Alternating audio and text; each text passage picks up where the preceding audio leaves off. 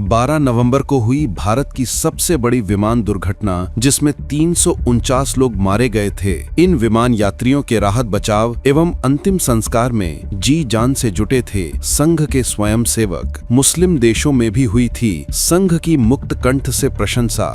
क्या आप संघ के स्वयं सेवकों के उस सेवा भाव से परिचित हैं जो बिना किसी भेदभाव के निस्वार्थ भाव से किसी भी आपदा या दुर्घटना के समय उन लोगों की मदद के लिए आगे आते हैं जिन्हें उनकी जरूरत होती है? 12 नवंबर वो तारीख थी जब देश को संघ के स्वयं सेवकों की जरूरत थी और स्वयं सेवकों ने वो किया जिसकी चहुं ओर प्रशंसा हुई। स्थान था हरियाणा का चरखी दादरी। समय था शाम 6:32। दो मुस्लिम देशों के विमानों के आपस में टकराने के बाद हर तरफ दिल दहला देने वाला मंजर था। दरअसल 12 नवंबर 1996 को राजधानी दिल्ली के इंदिरा गांधी अंतर्राष्ट्रीय हवाई अड्डे से रोजगार और हज के लिए जा रहे यात्रियों को लेकर सऊदी अरब के लिए विमान ने उड़ान भरी। दूसरी तरफ से कजाकिस्तान एयरलाइंस का विमान दिल्ली हवाई अड्डे की ओर आ रहा था। विमान दुर्घटना जांच ब्यूरो की जांच में बताया गया कि दोनों ही विमानों को कंट्रोलर वी.के. दत्ता कंट्रोल कर रहे थे। उन्होंने दोनों को सटीक निर्देश दिए थे,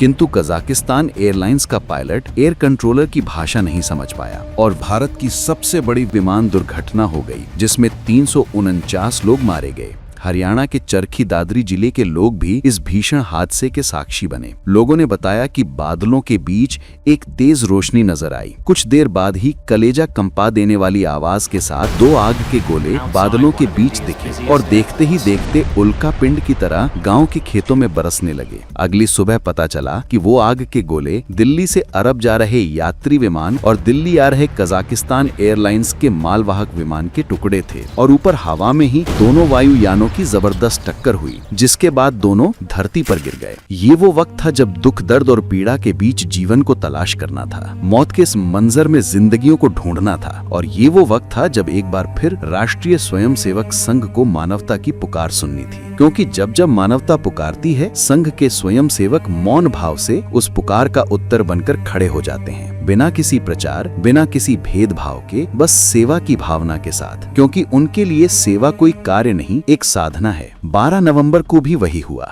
घटना की जानकारी मिलते ही भिवानी जिले के तत्कालीन संघ चालक श्री जीत राम जी आनन फानन में स्वयं सेवकों के साथ घटना स्थल पर पहुंचे। बिना एक पल गंवाए घंटे भर के अंदर पेट्रोमैक्स, जनरेटर, पानी इत्यादि आवश्यक